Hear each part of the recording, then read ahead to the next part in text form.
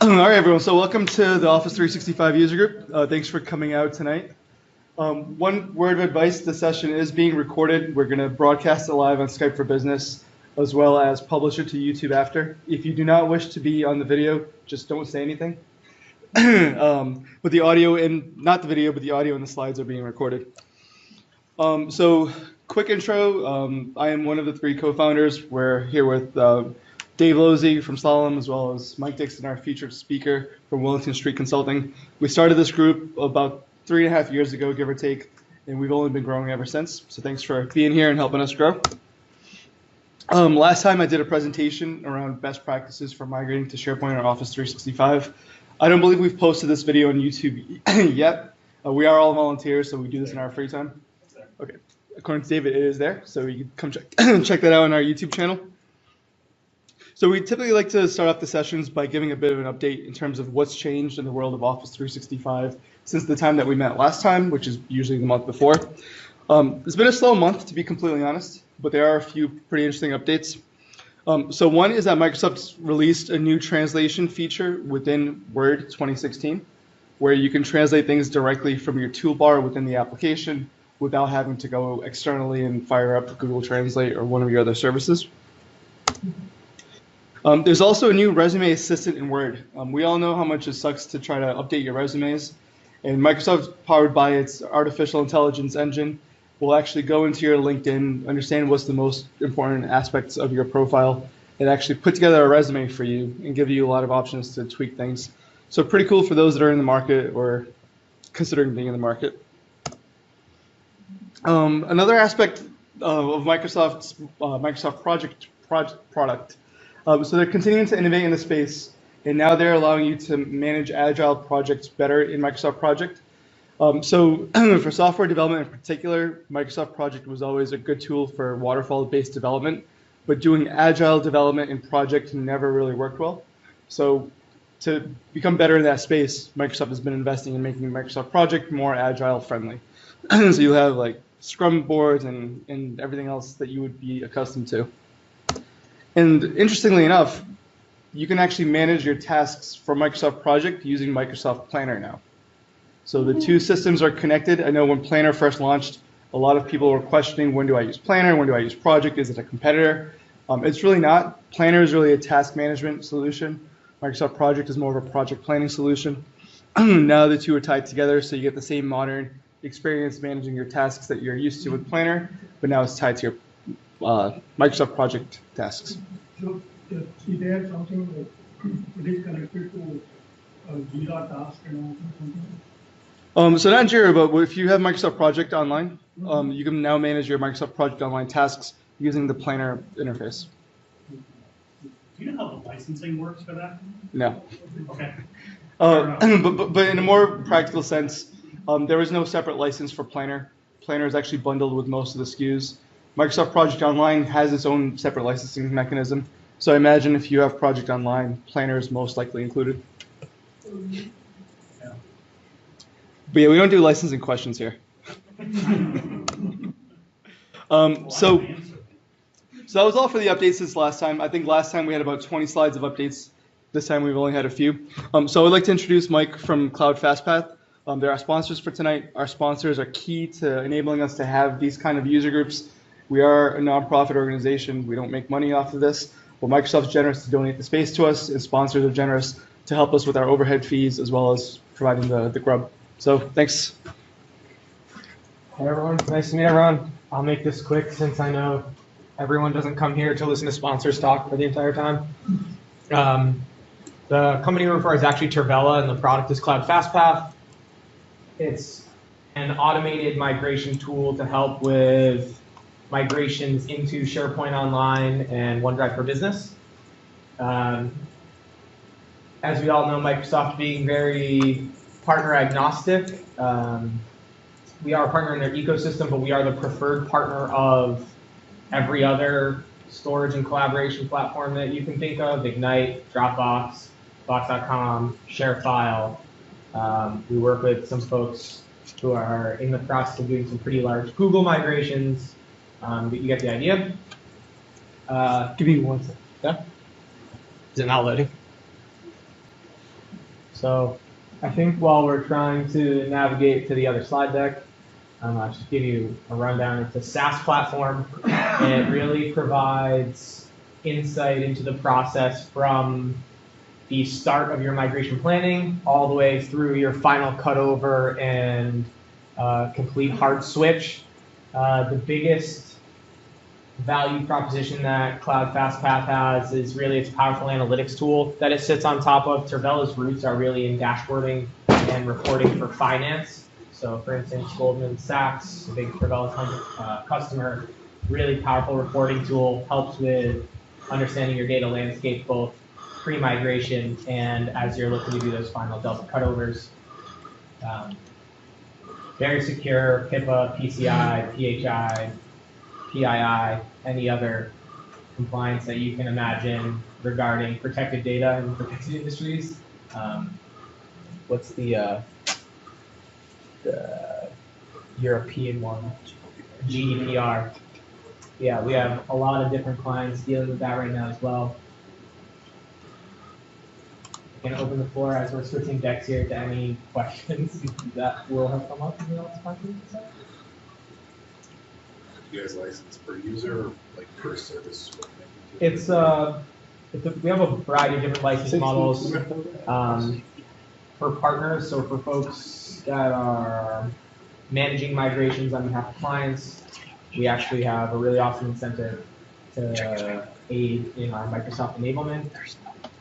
It's really there's no way heavily discounted volumes to help you guys mark up and really drive adoption. That's Microsoft's Office 365 adoption. So we also have some folks who are doing 100 gig migrations. We offer a pay-as-you-go tool. Like everything else online now, you can pop in your credit card information, $1 a gig, or we do some direct sending as well. Well, hey, thank you very much to Cloud FastPath for that presentation and for the grub. Thank you.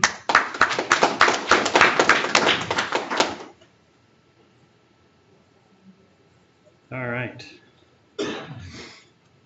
So that's really loud. There we go. You're talking about the color of your shirt? Yes. So my name is Mike Dixon. I work with Wellington Street Consulting. Those of you that are regulars here know me. This is more about me. I've been in IT for over 20 years. I was explaining to a colleague of mine how I've been working in Microsoft technology since before Active Directory came out, and he mentioned that he was 3 when that happened. So I feel old. But anyways, migrated over 51,000 seats to Office 365. One of the founders here of the Boston Office 365 user group, and I've worked with several Fortune 500 companies and very active in the Office 365 and SharePoint community, and learning from you guys and teaching you guys, and there's a lot out there, so we need to work together to figure it all out. So this is what is Wellington Street. I'm going to skip through that real quick. So Office 365. This is just a quick graph of all of the components for Office 365 as of 2015. I really like this chart. I used this a lot when it came out in Office in 2015. Thought it was very helpful in demonstrating what a small sliver of the product people were using. And then in 2016, this one came out. Oh my God. So that sliver got even smaller.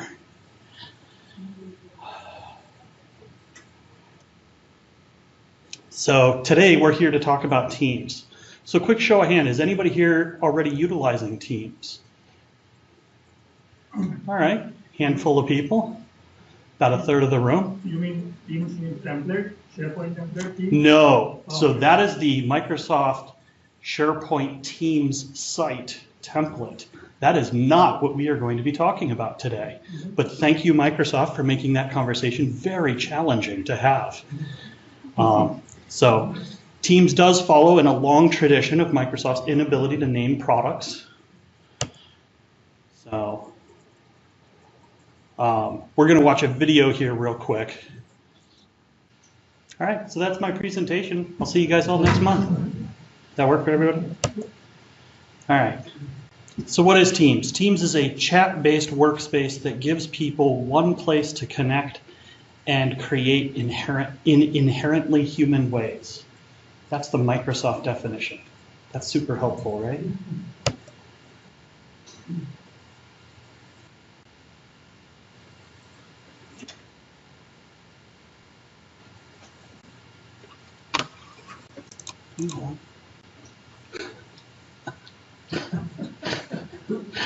Fantastic. You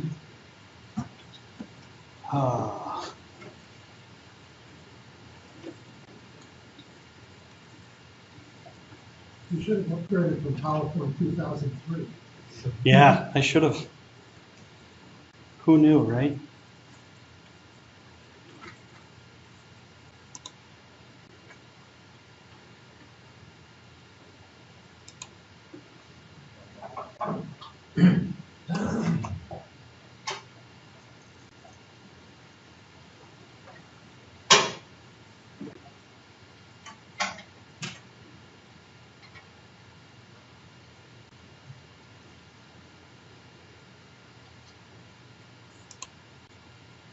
Yes, please.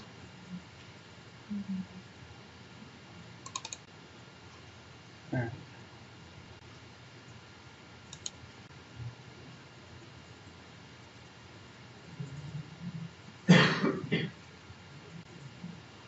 All right. So really, what is Teams? So the actual components behind a team, it is a SharePoint site collection. This is a very key component of Microsoft Teams. The backbone of it is a SharePoint site collection. Okay, that site collection is actually the same site collection as a group. So if you go to create a team, you have created a group in the background. If you want to create a team that you already have a group for, I'll show you that during the demo phase. You can upgrade an existing group to a team. Okay. It is also an Exchange mailbox. So there is an Exchange component to this. You can send emails in and out of Teams. The mailbox for the group then? Yes. Yes. The mailbox is for the group.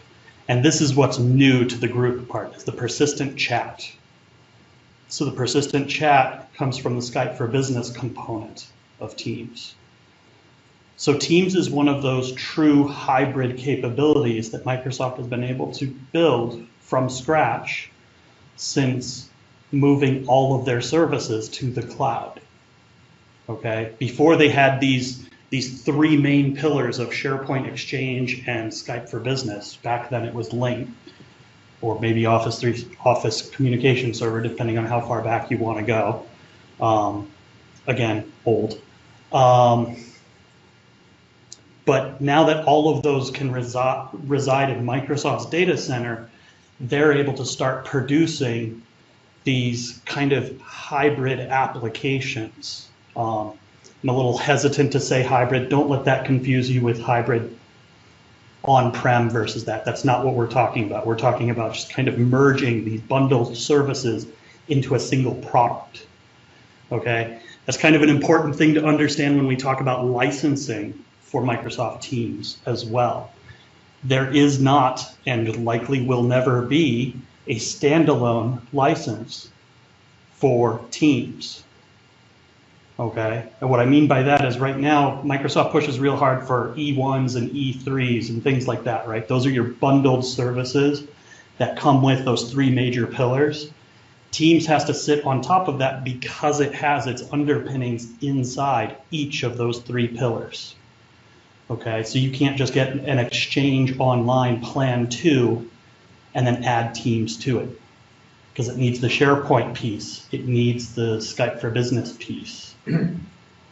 Okay, so you really need a license that has all three of those in order to then have teams. Anybody have any questions about that? Yeah, Does it matter if it's in the E3 or an E5 Skype for Business? it does not. Both E3s and E5s include teams, as do E1s, as do the new F1s. But will you get a different flavor of Skype for Business within your teams based on if you have E3 or E5? Yes, but none of those flavor variations for Skype for Business have any impact on Teams as of today. Okay? And please understand that Teams just came out, Teams was announced just over a year ago. It was early November of 2016 that it was announced, and it was then put into general availability in March of this year. So this is still a very, very new product, and it has a long ways to go. And we're going to talk about some of the road mapping capabilities or roadmap of features for Teams. Okay, so the other thing that we have, in addition to the three primaries, is a customizable hub for everything else within the work group. Okay, and this is where Teams really shines, in my opinion. Okay, is the ability to kind of pull together not only all of the Microsoft Office 365 apps, which, by the way, is no small feat in and of itself. One of my favorite lines from that video we just watched is the guy saying, like, it's great to have a single spot where you don't have to click into 15 different applications to track down the data you want. So even if you have, for example, if it's client oriented or project oriented, right? You may have, here's our SharePoint site for that project, but we also have a stream channel for the videos that we store for that project. And we also have a shared mailbox, but that's over in Outlook. And your permissioning for each of those things are completely separate and independent. So you can have members of your team that have access to the SharePoint site, but not to the shared mailbox, or have access to the stream site, but not the SharePoint site, and it's chaos. Teams helps pull that together for some of those. Not everything yet. In addition to that, it also reaches out and plays relatively well with third-party applications. Microsoft has gotten really good at opening up their hooks and SDKs for outside development, for third-party developers, and they've also done a really good job of highly promoting those third parties for doing that. And we're going to show off some of those capabilities today too in the demo.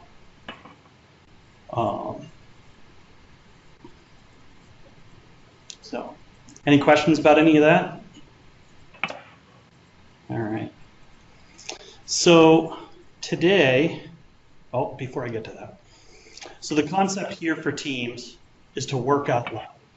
Teams is kind of all about transparency and basically seamlessly enabling the other members of your team to see what you're doing and what's going on with the project.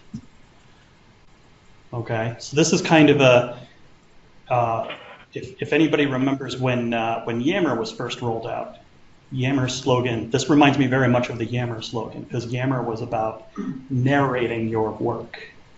That was the slogan they pushed with Yammer. And this is very similar. This is working out loud. You mean to say that now you can integrate SharePoint with your mailbox as well as your communicator, or that's what altogether it gives to each other? You're not really integrating. You're not really integrating the mailbox into SharePoint as much as it's creating a single pane of glass that allows you to see the mailbox and the SharePoint site almost side by side. So they're not really integrating into each other than it does give you unified security for both of those. So when you add a member to Teams, they get access to every component of the team.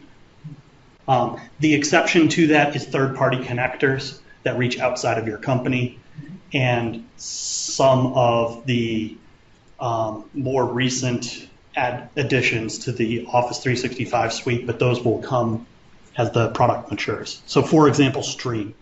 If you can add a tab that gives you access to a Stream channel, but you have to give all of your team members separate access to that Stream channel.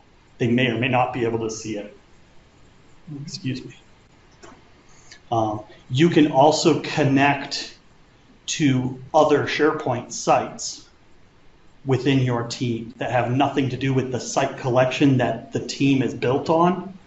So you may have, so when you build a team, you build this site collection is automatically built for you, and it throws in a default document store in there.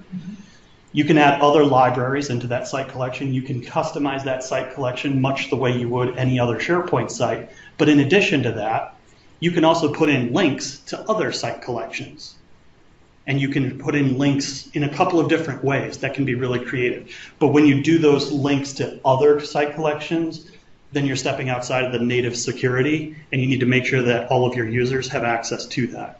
So when earlier we were putting links from other site collections, links, Yeah. we were giving like full path of the URL.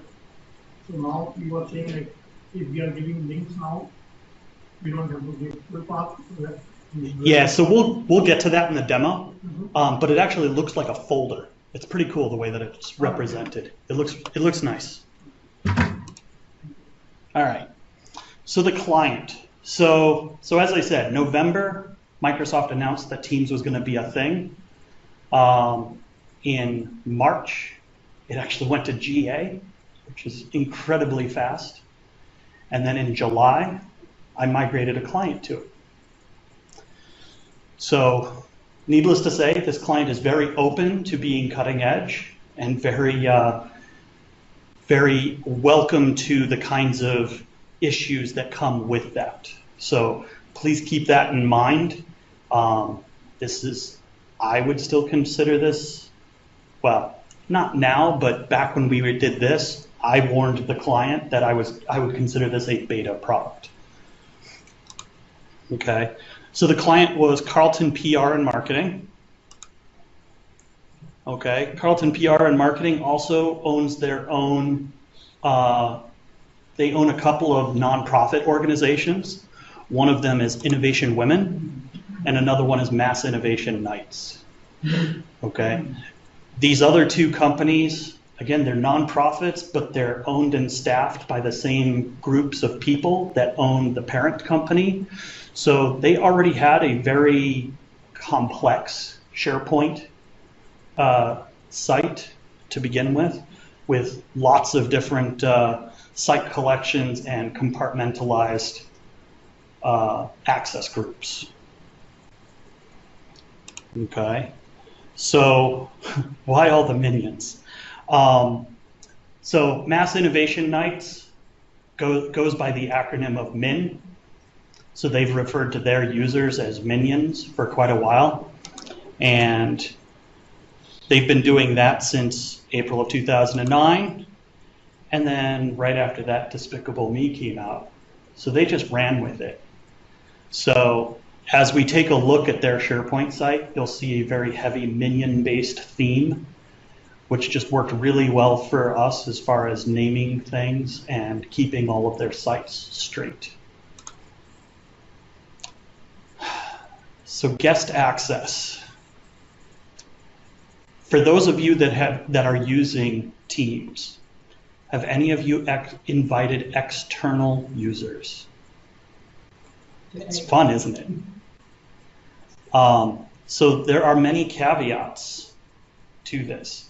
Guest access, even though Teams is based on SharePoint, the security for Teams is kind of a rewrite of the code set. So guest access for Teams does not work in the same fashion as guest access for SharePoint Online. All right. So the first big caveat is the guest has to have their own Office 365 license. Okay, that is to say, whoever you're inviting, their company has to have Office 365. Okay, and in addition to that, Teams has to be enabled on their end, not just on your end. So as I was setting up to demo this, I ran into this because I tested it with a client account that was rolling out eForce. eForce have Teams built in, but they only had Exchange enabled in their eForce because they were brand new to it and just starting to roll it out. So they were going to light up the plans one at a time. So as soon as I logged on with that client's account to one of my teams, I got an error message saying, no bueno. It actually said you need to upgrade your client. Quick question on that. Does that your pertain license to Teams meetings, hosting a meeting in Teams? Is that a Skype? No, that is a whole different story. That is also a mess, but it's a different mess. And this slide is in here twice for some reason. All right. So now to the demo. All right. And just a quick caveat. So I'm going to be doing this demo logged in as the owner of Carlton CPRM.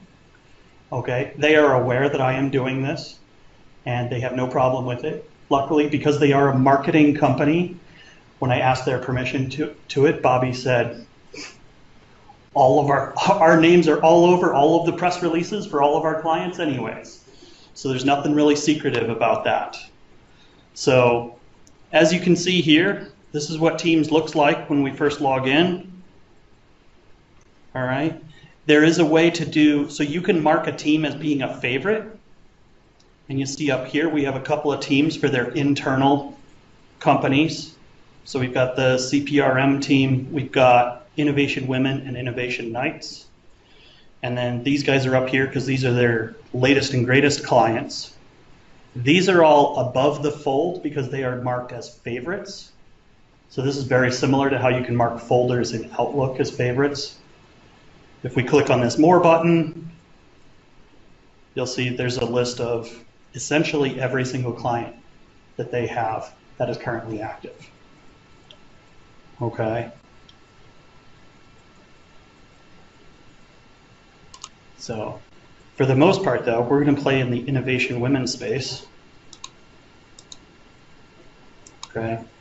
Teams can be subdivided into channels.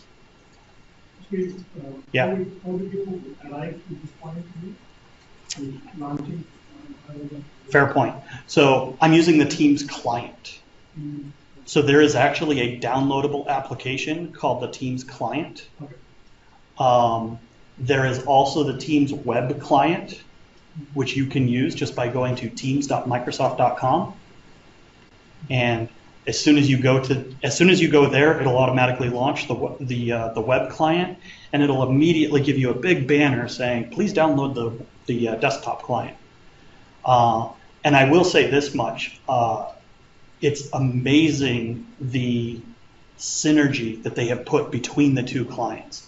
I have actually noticed no difference whatsoever between the desktop client and the web client. And that's the first time I've ever been able to say that about any Microsoft product. It's amazing. The biggest difference I see is you don't get the alert pop-up. Yeah. Desktop. That's the only Right. problem. And that makes sense, Otherwise, right? the web interface is beautiful. I use that Yeah. more Yeah. on my client machines. I use both. Fantastic. I use both because I usually have to be logged into two different Right, clients. So yeah, I use both, and it's amazing. You'd think that you would run into issues all the time, but it's really cool.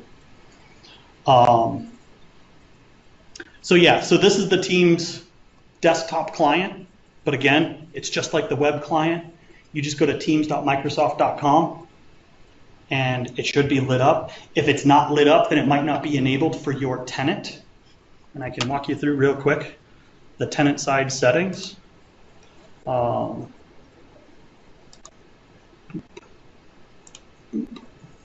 See, there's my other team. See, this is the Teams web interface, and if you see down here in the lower right-hand corner, that's logged on as me and a different stack of teams. So if we go over here into the Office 365 admin portal, you go to Services and Add-ins. That's right over here underneath this gear. Okay, and then there's an entry here called Teams. Of course.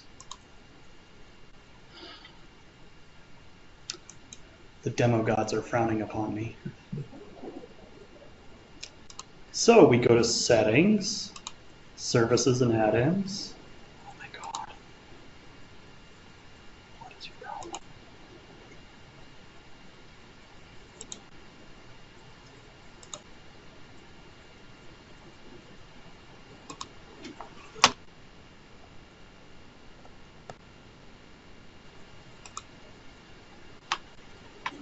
It's always something, right?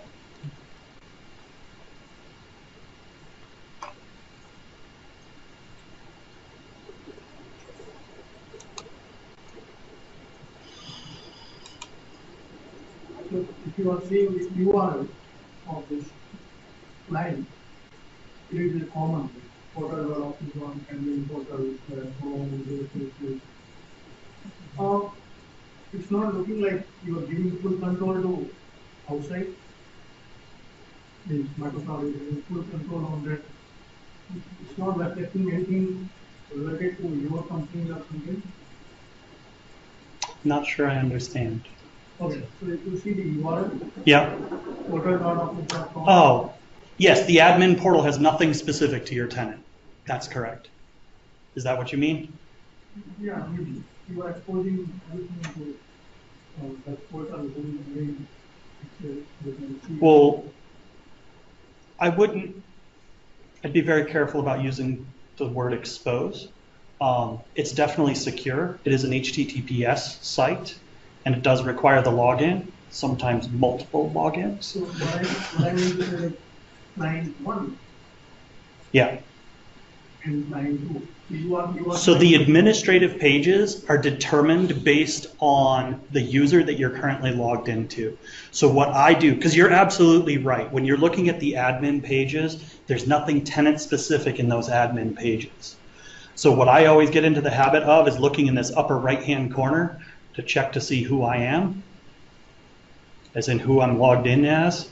And I also do custom branding across this top nav bar. And that's also not loading because usually my logo is up there. So we're having fun on the network today. When you have Office 365 subscription from the company, it will give you company's name of /company. Correct. That's your tenant name. Yeah. And you'll see that in some pages, but not all of them. Like if we go over here to my SharePoint site, there we go. That's how the sweet bar should look. Now you're seeing what you're talking about, right? Because my tenant name is WSC Tech. So it's wsctech.sharepoint.com. Okay, but when you're looking at the admin pages, there's no tenant branding within the admin pages. So in here, we have our Teams control panel. All right, I want to draw your attention real quick to this line right here. This is a temporary control, okay? So,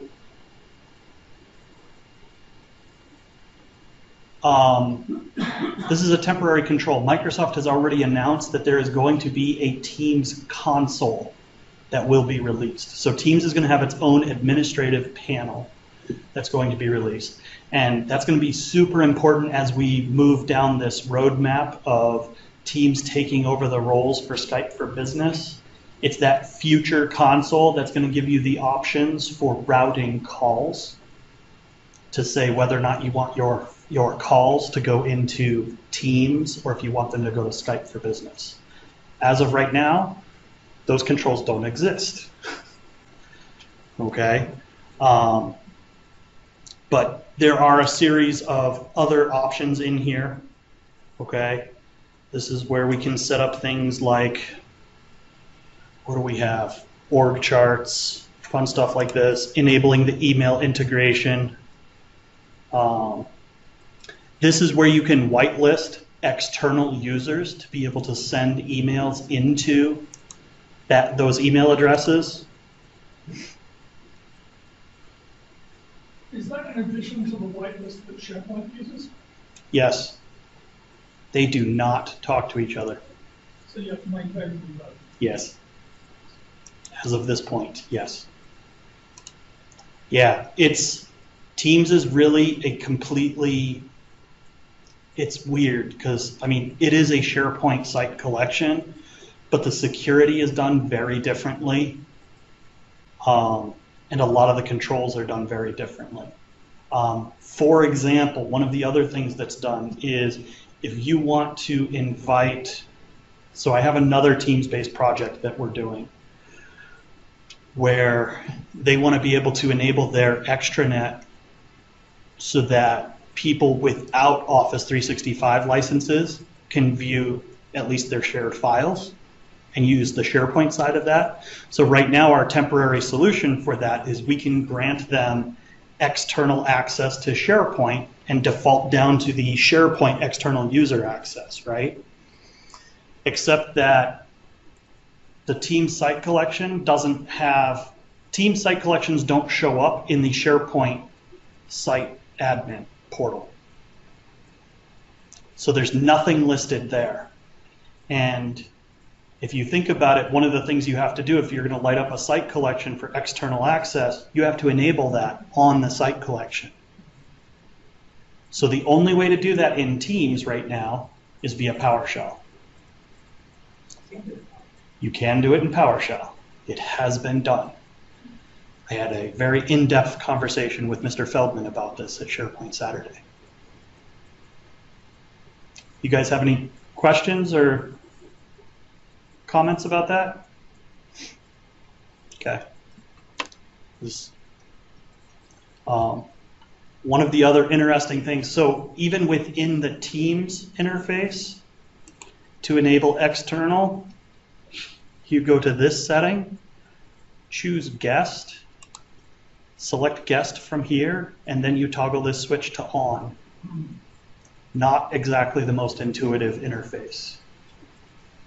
But again, it's temporary.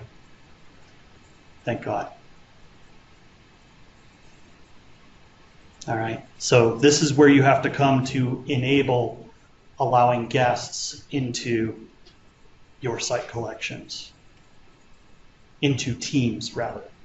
If you want them to be in site collections and just have, like if you want to invite somebody who has a Gmail email address within the SharePoint site collection for your team, you have to enable that via PowerShell.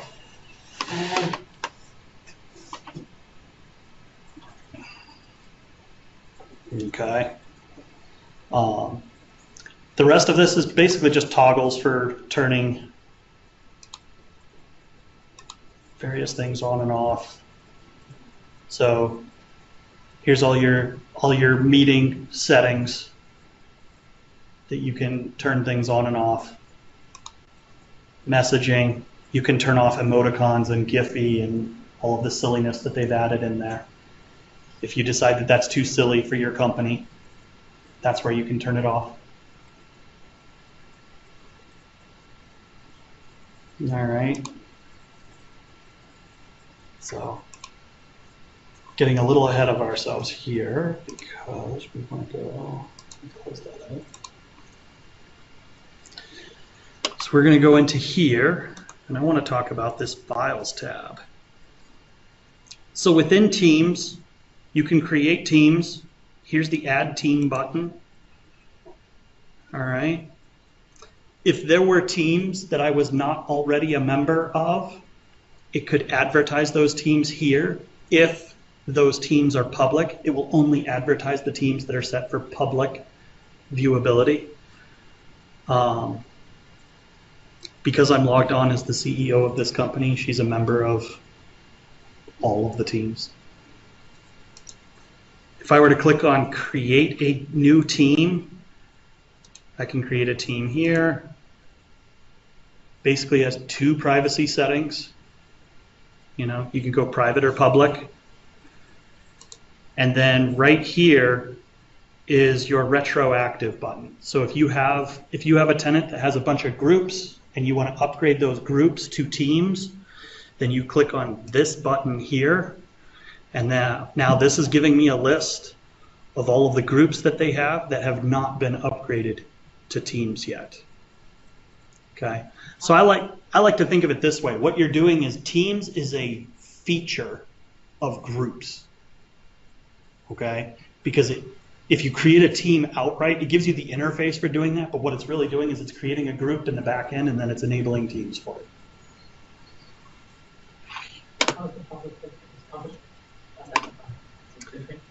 So what public means is that any member of your organization, it doesn't mean anonymous, it's not exposed to the outside world, it's public within your company.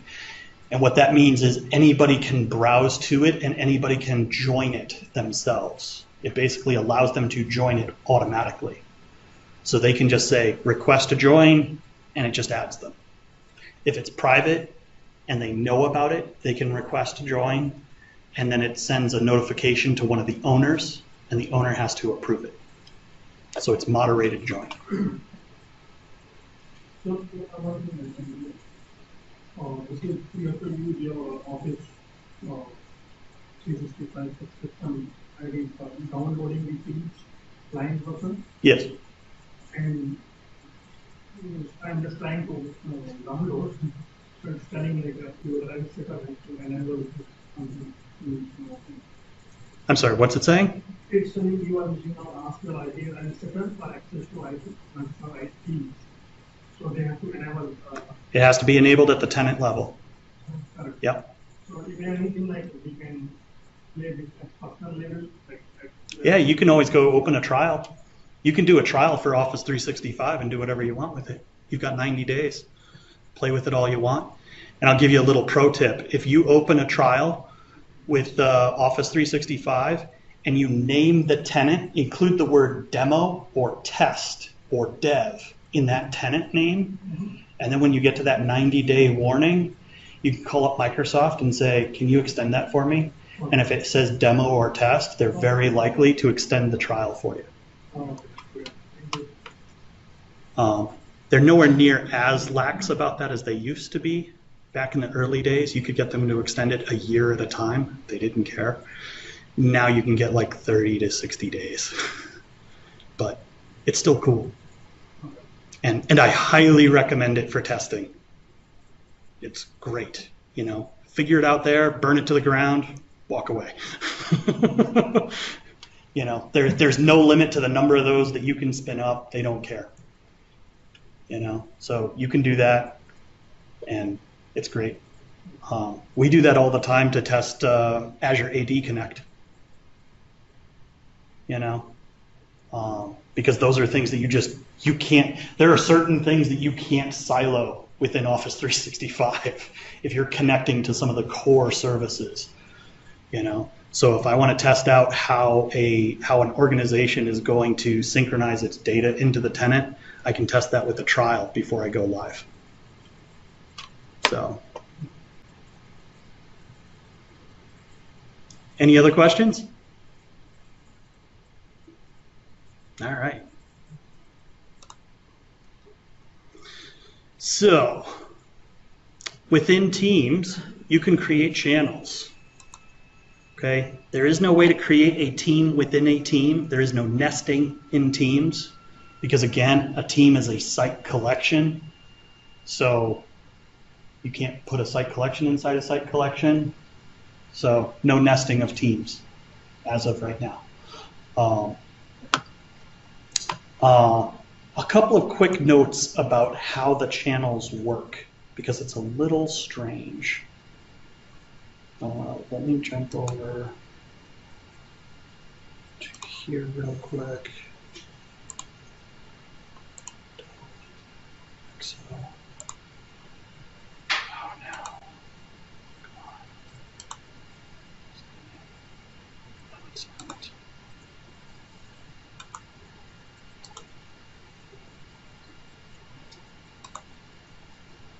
That's new.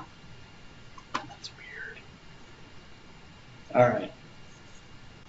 So I'm just setting that up so that this is a smooth transition. So if I go here, inside Innovation Women, there's a link. I'm on the Files tab for Innovation Women. Okay. Couple of quick things here. You see these folders that have other icons over them? These are links to other locations. So this is what we were talking about before. So Lucy is a name of a site collection inside their tenant. Okay? Lucy is not inside this site collection. It is not a sub-site of this site. It's completely unrelated. So it's basically previous data. This is data that they had prior to their Teams migration. So what I'm able to do is I can migrate them into Teams and then just link to where the old stuff lives while we're doing the transition. It's really flexible in that functionality. Okay. So in that case, like, whatever user is having permission there, in the site selection, it has to integrate into the site selection. The site, so the permissions in that instance need to be managed separately because it's a separate site collection. Yeah, they are already maintained there, and then you are coming to here. Correct. So, is there anything we need to configure here also? Nope. No.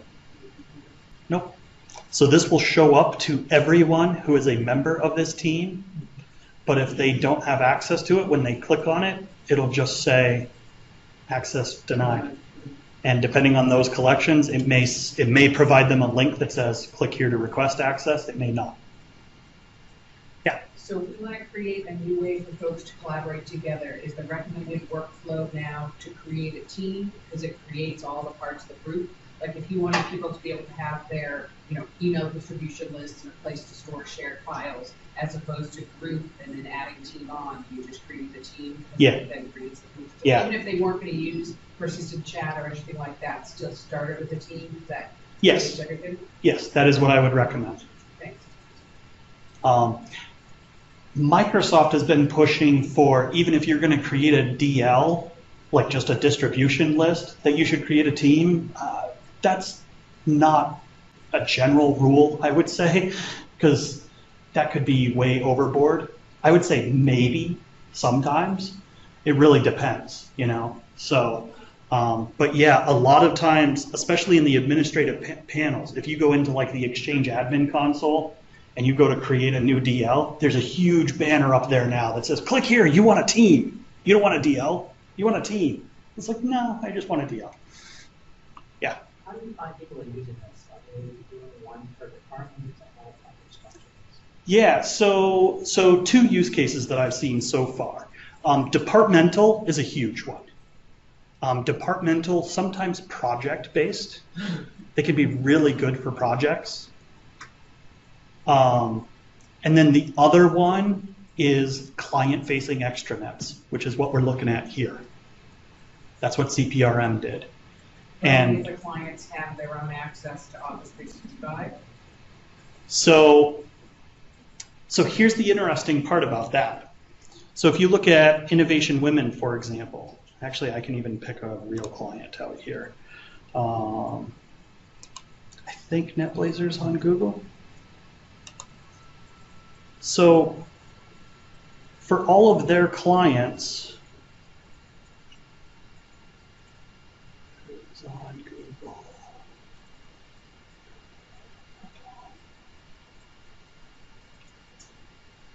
Family ID is on Google. I know that.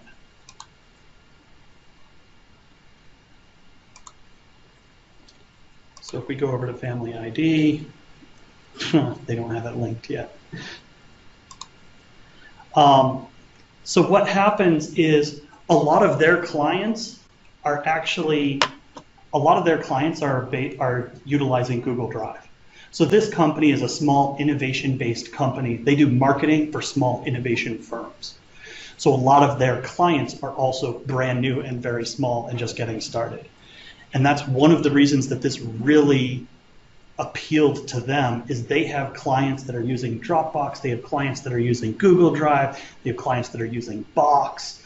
It covers the whole thing, and thereby they've had to become experts in all of the above, and figuring out where documents are between one or the other has been utter chaos, So they migrated from having a SharePoint site that had all of their SharePoint documents for these guys, but those guys, they had no way of knowing where the client side of those documents were also displayed.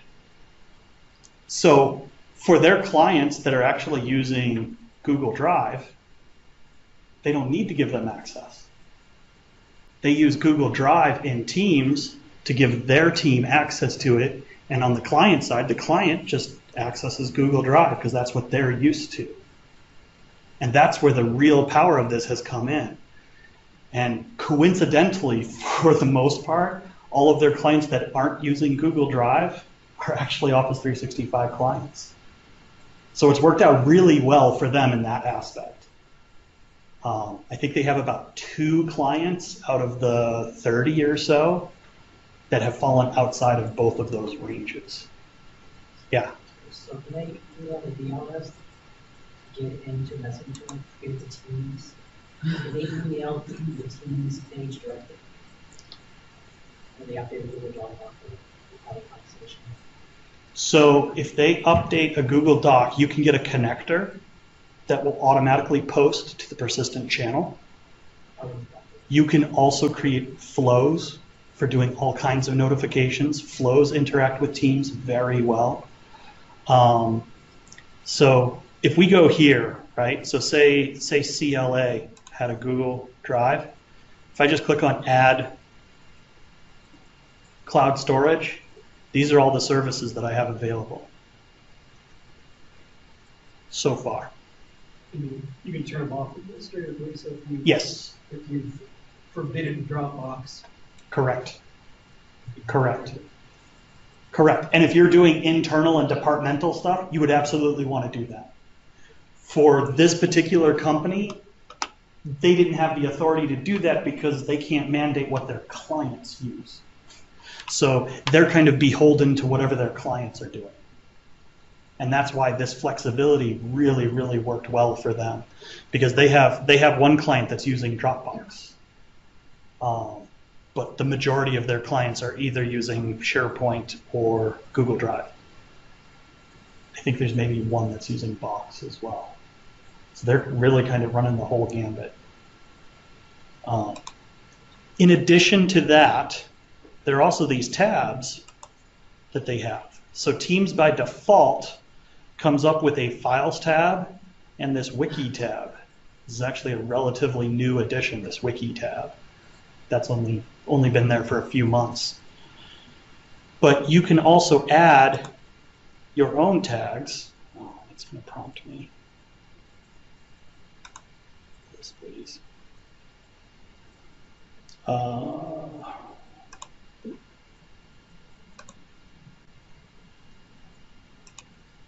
Yeah, 1 second.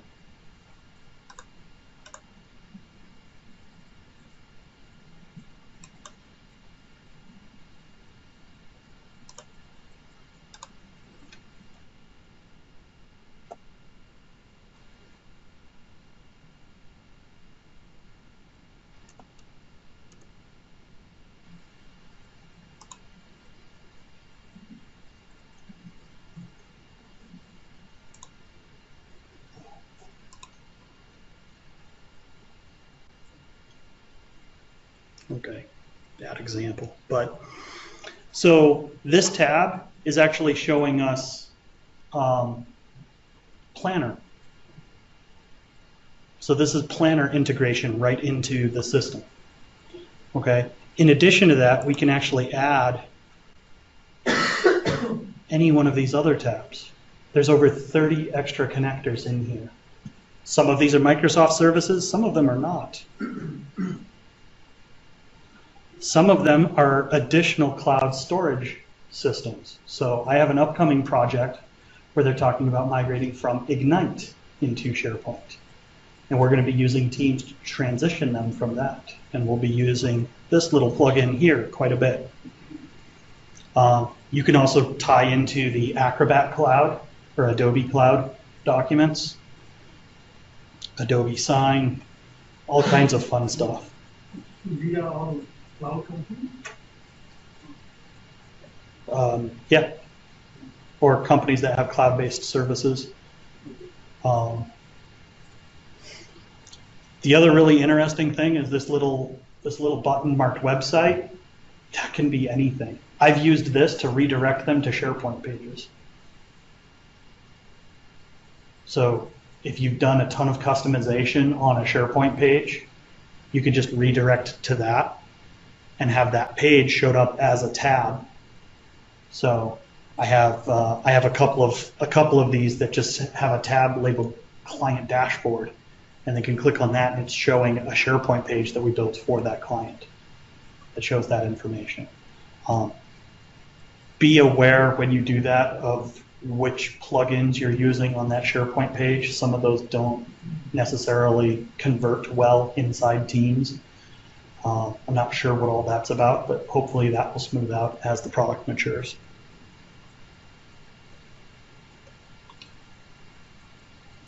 Visual Studio Team Server is also available as a plugin here. Thought that was pretty nice. I can show you another one up here for Alpine Bearing. So, and also,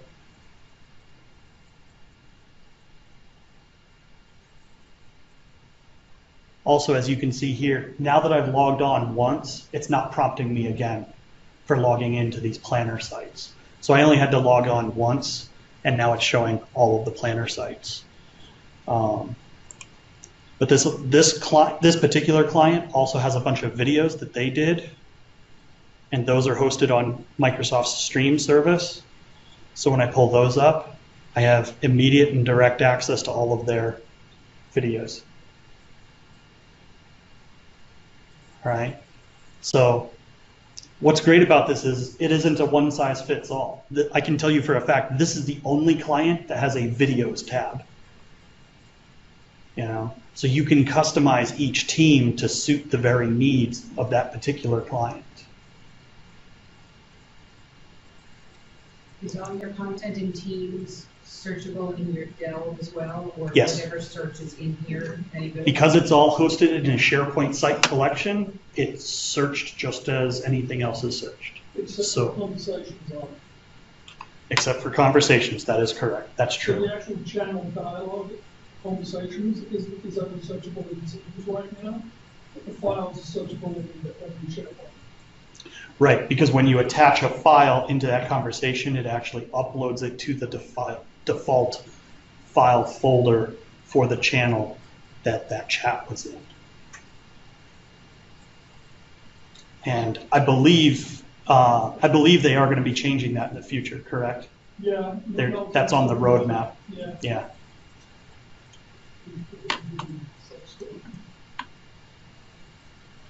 So yeah, right now, I mean, Skype chats aren't very searchable anyways, so they're still working to fix that.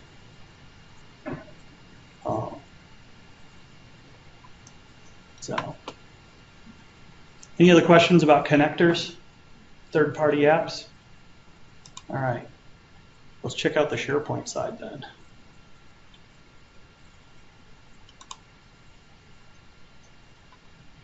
So if we go up here, you can see here the persistent chat.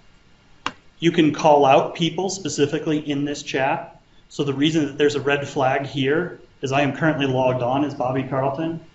And when Christy posted this, she did an @Bobby Carlton in the post. So that labels this big flag here. That also lights up this little number down here.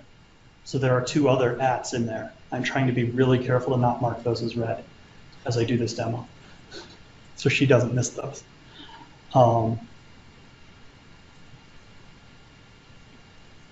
you know, if we scroll up to the very top, you know, you can see that even as the notebooks were added, things like that. Yes, so there is OneNote. It's also a plugin, and you have access to the OneNote right in there. If we click on this, we'll see all of the pages. Okay. And then you also have the link right here to open in OneNote. Couple little caveats about that. When you add the OneNote, there's no way to browse to an existing OneNote. It is only the default OneNote that was created with the team. In addition to that, it automatically creates a section that is named after the channel, and you can only see the pages that are in that section. So that can get a little hairy, but if you click here and select Open in OneNote Online, it should pop right in. Oh, and it didn't. Hang on. You'll have to excuse me. So the only reason it's doing this is because I have lots of different browser sessions open that are logged on as different users to different things. There we go. So all I need to do is click to make that window active, and then when I go back to Teams and click on it again, it'll open in whatever was last active.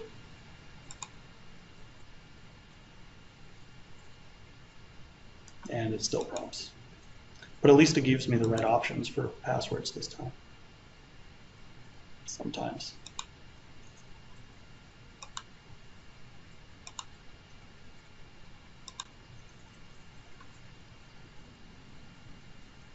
I did mention not perfect, right? I think I said that at the top. I'm also proving it.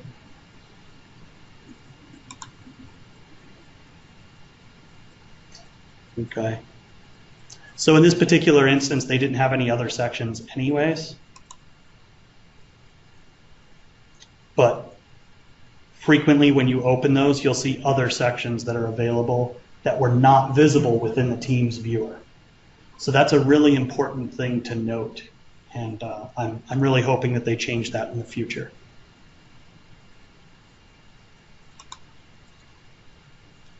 Okay. So likewise, if we go over to the Files tab, there's a button right on the Files tab in the ribbon called Open in SharePoint. If we click on that button, it is taking us directly to, you'll see here, this is the carltonpr.sharepoint.com sites/innovation women. Okay, so that's the name of the team that we created. And then it's doing the classic shared space documents library as the default library. This is just written on the fly or what other way? It wasn't written on the fly. This site was created when we created the team. So when you create a team, it creates this SharePoint site collection in the background. Okay. Each time you create a channel, here's what's a little strange about this. If I go up one, like if I click on documents over here, you'll see all these folders, right? It created a folder called General. That folder called General is what you see by default when you're looking here. Because we are in the General tab, the General channel. So that's another thing that's a little odd about this.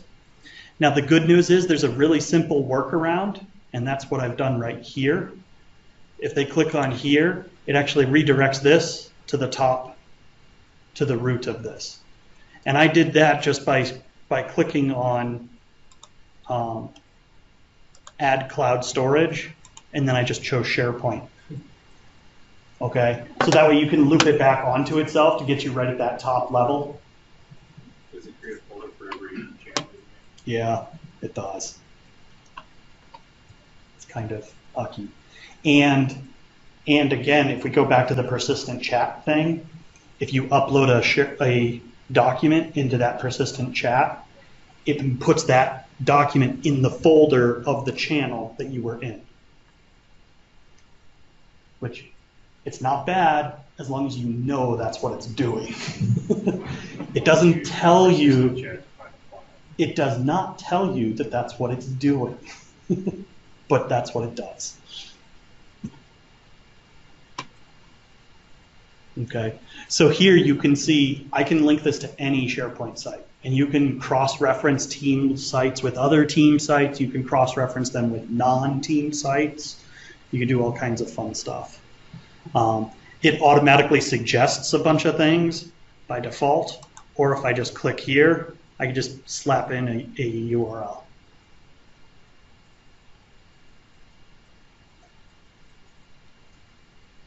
All right, any questions about that? Is there anything that any of you guys would like to see? How does how conversations work and replying, maybe some of the cool stickers and iffy stuff? Sure. So conversations. So, oh, I see. The table is slanted, so my mouse slides down and it's touching the task bar, and that's why it keeps flipping around. So down here, we have our little chat. To lower this because I'm looking down now. So here you can do your hello world. Hit send, and there's your hello world. Okay. I can reply to that same thing, and I could insert some emoticons. I can search all of my emoticons. So I can do party. Not sure how that guy's a party, but okay. That guy definitely looks like a party emoticon. So we can send that guy. And then if we want to go all out,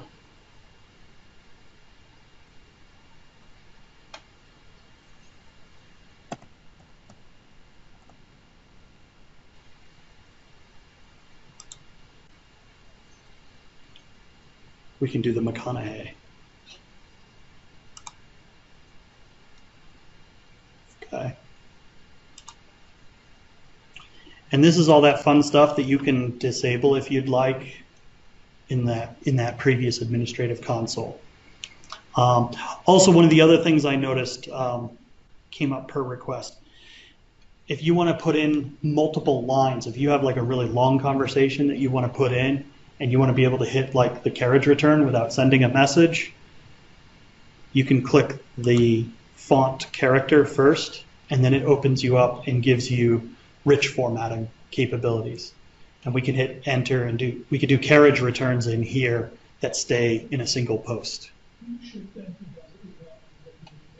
There you go. Does Control Enter still call them? Because it does in SharePoint, in Skype, and that's really irritating. For those of us that use Control Enter, so when you're in Outlook and you type out an email, you can hit Control Enter and it sends. And I've been doing that for 20 years. So sometimes I'll do that when I'm in Skype, but Control Enter in Skype calls them. That's irritating. And it is a highly voted up feature that they have removed in their user voice. I have checked and voted it up. Stickers? Oh, stickers, right. Sorry. Full tour. You're right. So we can also do stickers. Oh my God, they've added a lot to this. If you're in education, you don't get office drama. Makes me so angry. So what's really interesting about these is you can actually customize the stickers on the fly.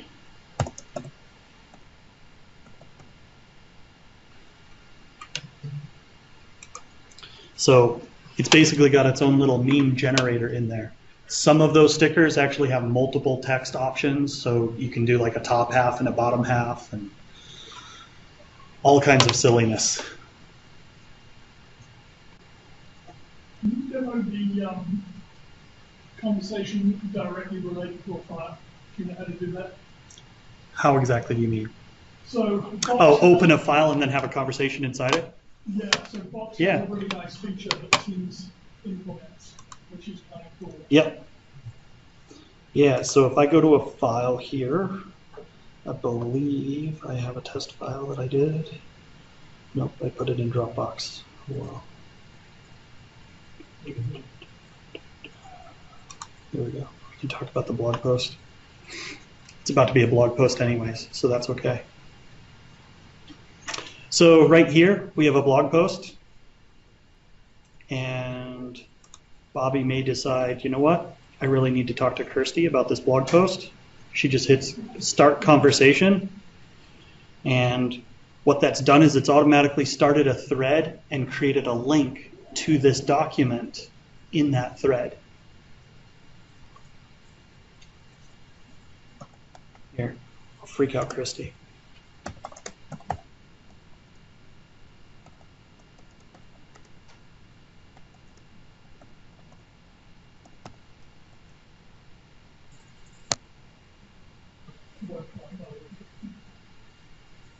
Oh, it doesn't? No. Oh, okay. Start conversation button isn't there. Oh, the start conversation just isn't there. That's interesting. I did not know that. Thank you. Good to know.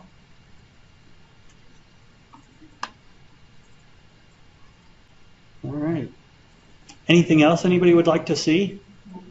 Yeah. So in Planner, no, sorry, in Teams, it integrates with Planner stuff. So when you do actual working stuff in Teams, like you do a lot of your things in Teams, or you still do balancing between? No, you can do it all right in Teams. So if I close out of this and we click on tasks right here, this tasks is Planner. They're not using it for this particular channel. I know for some of these they are. I just don't know which ones. The Innovation Nights.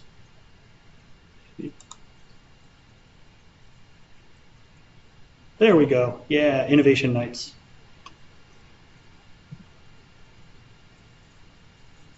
So this is good old-fashioned Teams, or Planner rather. So we can drag these around and change stuff, and I don't dare do that, or I'll risk wrath because I know who manages this stuff. Collaborating between workload file? Yes. Chatting? Yes. Yeah. So if we go back to that document that we were looking at, oh, that was over here, right? Boom, boom.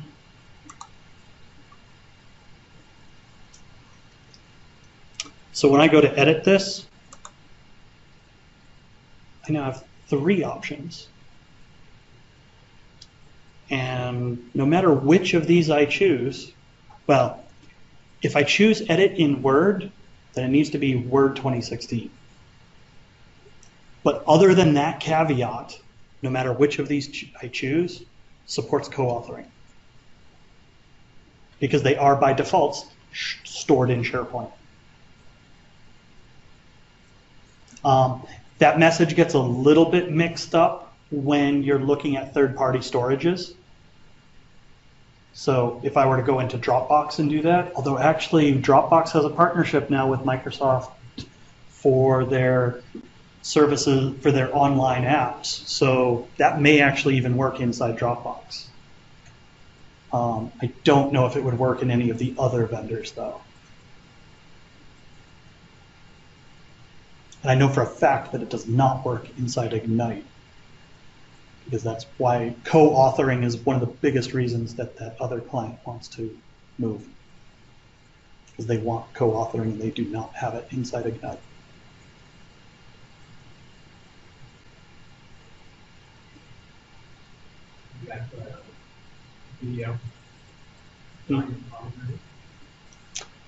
Yeah, so to be perfectly honest, that is an area that I have not played with very much.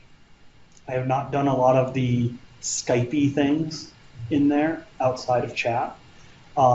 It's still relatively new and immature in that it doesn't have as robust of a feature set. However, I have been told by a lot of my colleagues who have used it that they really like it. So the feedback that I have gotten from people who have used it is that it is significantly faster to initiate connections and to join things, and that it's just very intuitive and easy to use.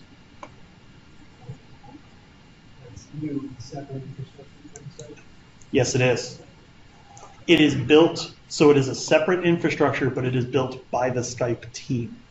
So it's the same product team, but it is a completely new structure. It is not based on existing Skype for Business infrastructure, which is really lame. But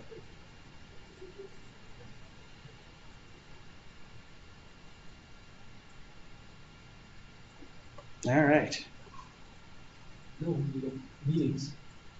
Meetings will be moving to the Teams as well, right? Yeah, even as of right now, if you go into Outlook and we click on the calendar, we have new Teams meeting button right next to the Skype for Business meeting. So right now, side by side, you can choose.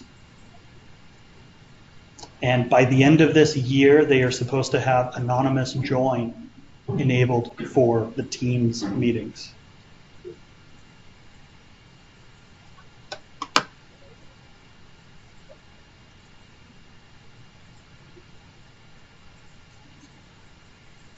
So yeah, as far as the integration into the Office products, there's a lot of it that's already been done.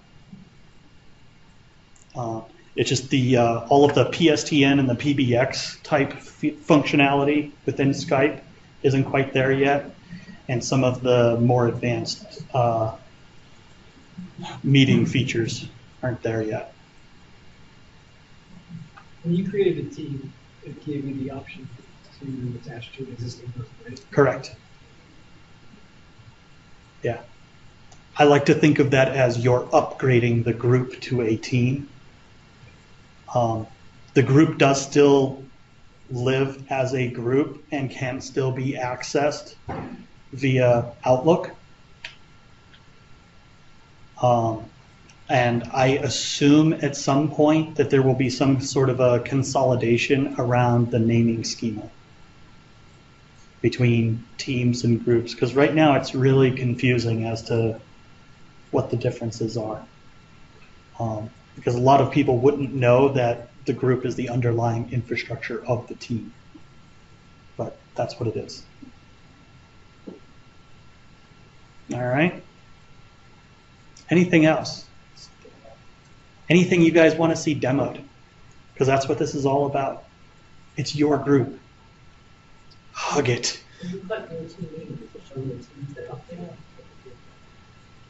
No, if you click on New Team Meeting, all this is going to do is create a link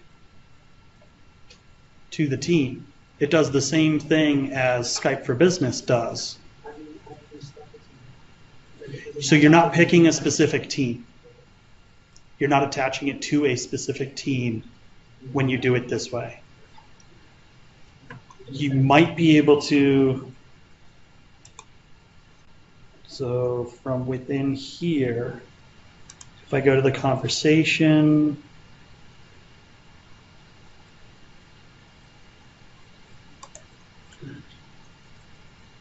Oh, this is still open and unsent. You do that video call. Yeah. So if we hit video, that's going to do meet now. So if I do that, that lives within this channel. And I believe anyone who's in here will get a little pop-up. Anybody who is a member. So all of these people up here that are members of it will get a little pop-up saying a new meeting has started in this team. And any one of those people can join it, can hop into that meeting at that time, I think. I'm not going to speak to that very authoritatively because honestly, at this point, I haven't been recommending that people utilize it yet. Is it? All right, cool. Do you have anything that you could say about how that works? Am I right? No, what you said is right. It pops up, Okay. it even puts a conversation thread in saying that a meeting started. Okay. During the meeting, you have conversations. That thread follows into here as well, so you see the same right to the meeting. And when you're done with the meeting, ask for call quality, and it tells you like how long the meeting was. So all that is recorded within your chat history as well. Yeah. Which is nice. Yeah. And what I do like about that, and Microsoft has said they describe it as a meeting object. So the meeting object continues to live even after the meeting's over. So you can go back and you can review what notes were taken during that meeting, what questions were maybe answered, hopefully, if you're lucky. And if that meeting was also recorded, you can actually go back and just watch the recording right in that thread. And you can so it's much easier to do follow-ups to a meeting. So those action items are kind of a more living sort of element within Teams. So that's how that goes. So I did call this this presentation Teams Evolution. There will be a Teams Evolution Part 2 because this product is just going to be constantly evolving. There's a lot of stuff on the roadmap. Microsoft is going to be integrating a lot of the PSTN dialing capabilities, all of the cloud PBX. At Ignite, they did announce that this is going to be the core communications platform. So eventually, Skype for Business will be deprecated. Okay. Now, that said, I will hit you guys with this caveat. It's not going to happen anytime soon. At the same Ignite meeting, they also announced Skype for Business Server 2018. So there is going to be another on-premises version of it, and they are committed to supporting that moving forward as well. So eventually Skype for Business will be deprecated, but we're looking at probably a minimum of 6 years out. Right? Because most of their products, they're running a 3-year cycle. They announced a new product for, next year. All right. Yeah. How about Yammer versus Teams? What about it? Oh, you can field your questions, and supposedly at Ignite. I have nothing to say about Yammer. Thank you for asking. Inner wheel and your outer wheel. So there are maximum membership counts in Teams. So I've been running around and asking a lot of other industry experts that very question: is Teams the Yammer killer?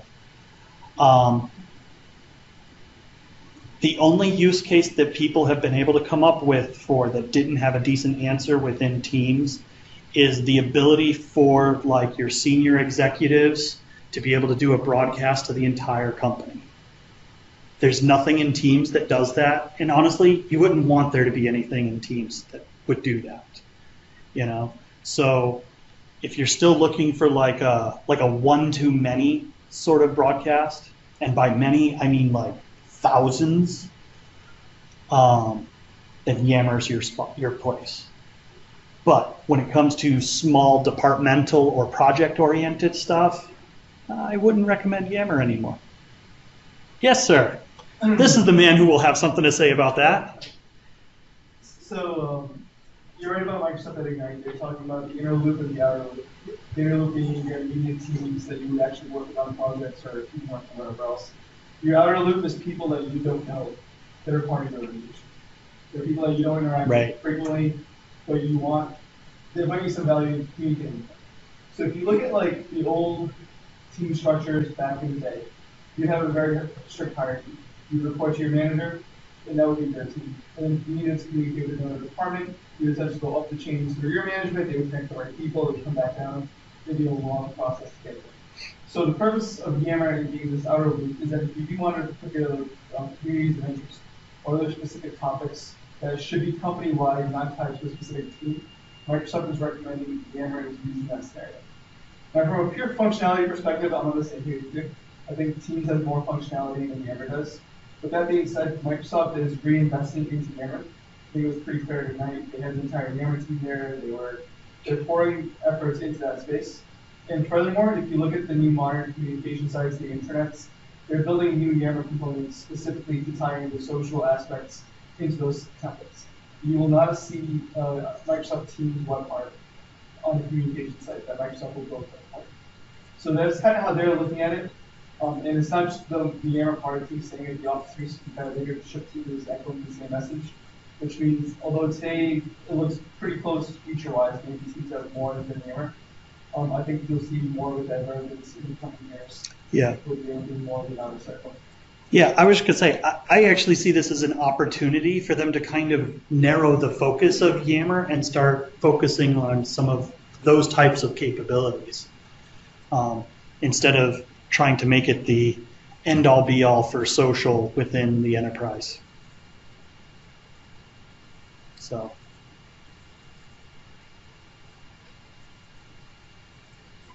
All right. Let's see.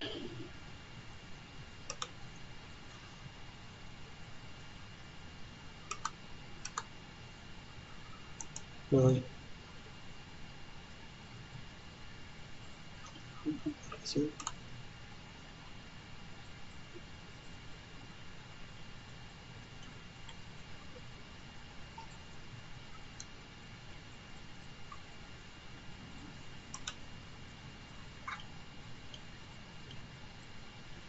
All the minions, brace yourself.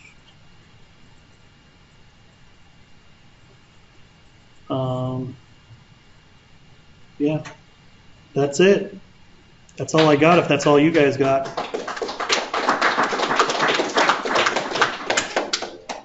Okay. So we'd like to talk about other community events because we are a community event here. So there's a number of different user groups in the area that cover everything from Skype to Azure to PowerShell to a number of other areas within the Microsoft stack. Definitely check them out if you're interested in connecting with more people. In terms of upcoming events, besides our meeting next month, which we'll talk about in just a minute, there is an event that's taking place here on December 6th, which is a free all-day workshop around Office 365. It's hosted by a number of different vendors in the space. Definitely check that out if you're interested in attending a full-day bootcamp. So next month, we tend to do Ask the Experts panel in our December sessions, mostly because it's the end of the year. A lot of times projects are winding down and people want to come just talk about it. But I would like to take a poll. Who would be interested in doing our experts panel next week or next month versus a normal presentation? So experts panel? Okay. Normal presentation? Okay, experts panel it is. We will be meeting in this location.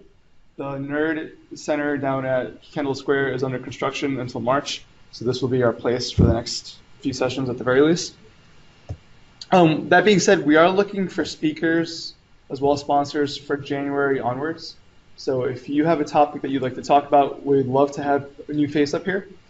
It doesn't have to be a very deep technical dive. It could be a demo, it could be a case study. You could come and tell us a project that you recently completed or were working on, what's going well, what challenges you have, what recommendations you could share for the rest of our, your peer community in terms of what could be done better.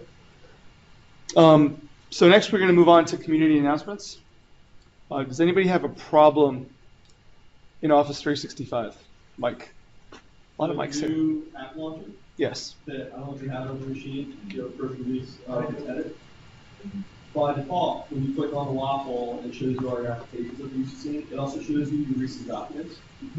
That's not filtered or mapped. So if you're ever presenting, and the last thing you worked on is something you don't want people to know about, you can't suppress that.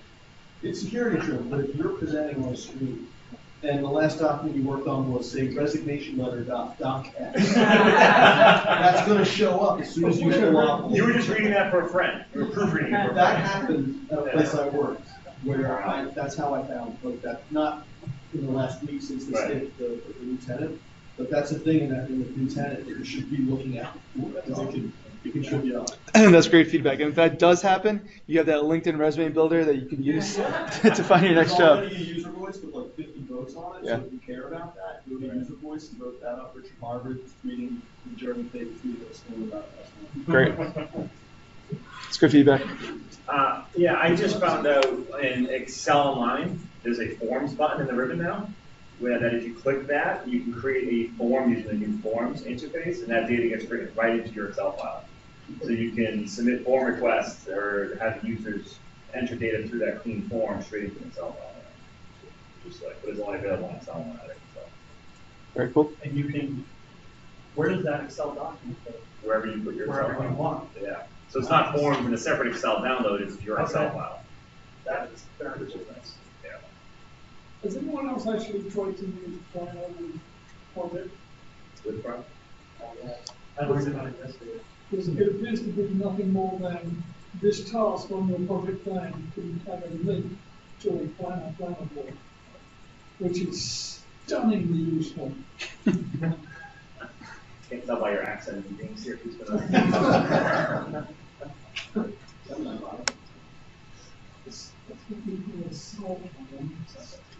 Well, I guess I'd go further with that. Is anyone actually using Planner? I've seen it. I looked at it once. Is it useful? It seems sort of very dumbed down for a lot of time. Well, it's not, so here's what I say. Planner is task management, whereas project is project management. There's a big difference.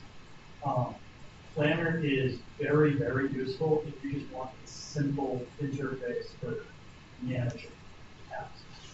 So you're absolutely right. It doesn't have some of the advanced back end, but in my opinion, it makes up for it for its ease of use and accessibility. It's different than the new to-do. It's completely different from the new to-do. The new to-do is Microsoft trying to rebrand what it is. It's all personal. It's all personal. There's nothing enterprise about that. Yeah, you can't even log in with your Office 365. Yeah, Planner, I'm at a client now where we're comparing Trello to Planner. As far as the feature set's concerned, they're pretty much all in alignment. Trello supports 8 colors of labels, Planner supports 6.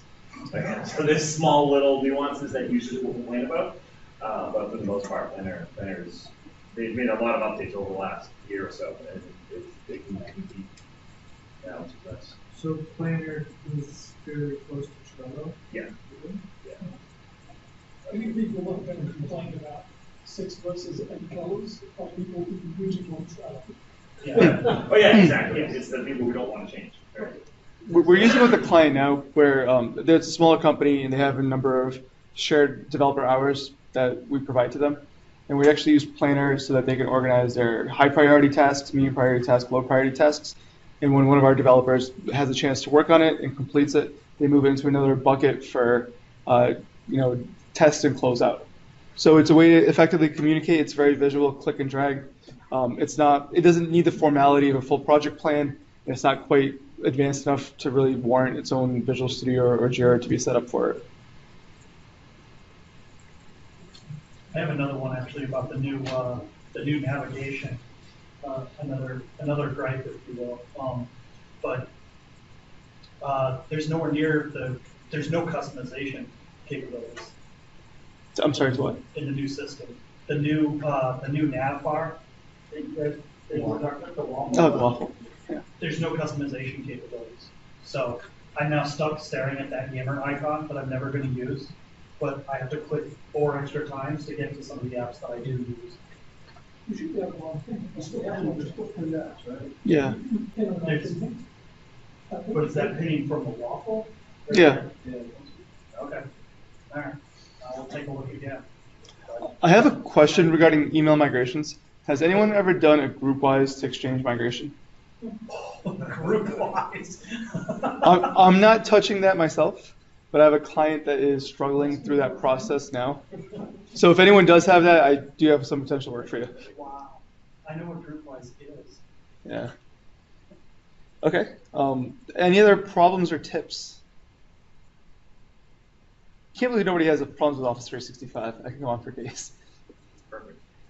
Okay. Is anybody hiring or looking for work? Okay.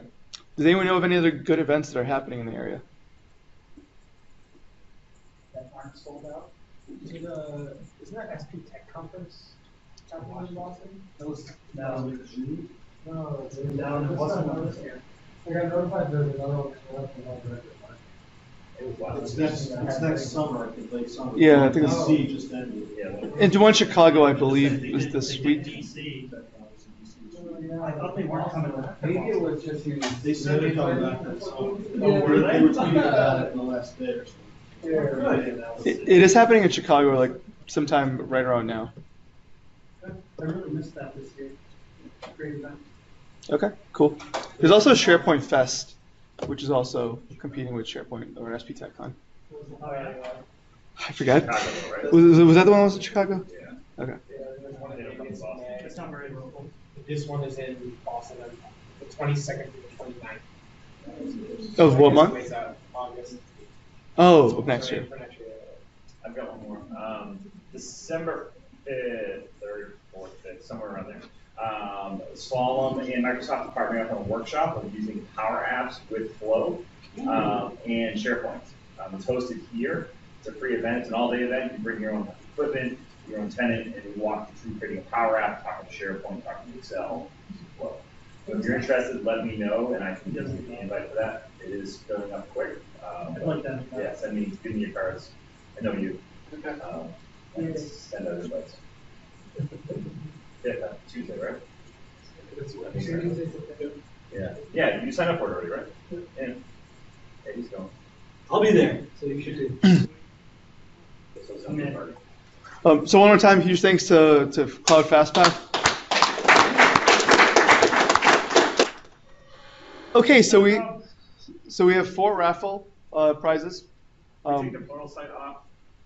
Those codes may be expired. Arthur's going to check the last code we gave him to see if it still works. Okay. So for now, it's not raffle off, but it's expired. Okay. We'll have to double. Yeah, we have 3 prizes. We'll double check with the Pluralsight. Okay. So the prizes are based on raffle.